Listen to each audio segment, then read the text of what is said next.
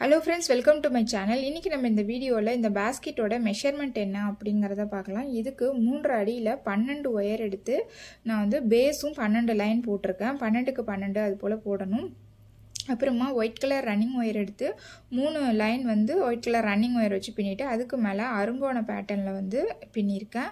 அதுக்கு மேலேயும் 3 லைன் வந்து ரன்னிங் ஒயர் வச்சு பின்னிட்டு சொருகி விட்டுட்டேன். இது வந்து பூஜா பாஸ்கெட்டுக்கும் கரெக்டாக இருக்கும், ஸ்டோரேஜ் பாஸ்கெட்டுக்கும் கரெக்டாக இருக்கும்.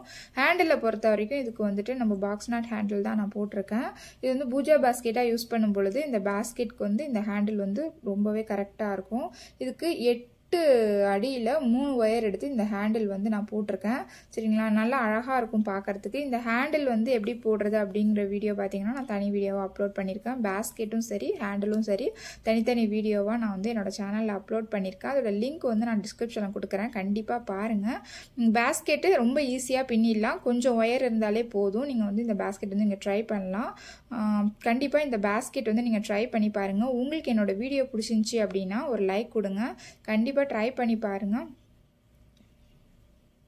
இந்த பாஸ்கெட்டும் சரி ஹேண்டிலும் சரி கண்டிப்பாக ட்ரை பண்ணி பாருங்க. உங்களுக்கு என்னோட வீடியோ பிடிச்சிருந்துச்சு அப்படின்னா என்னோட சேனலை சப்ஸ்கிரைப் பண்ணுங்க. தேங்க்ஸ் ஃபார் வாட்சிங். தேங்க்யூ.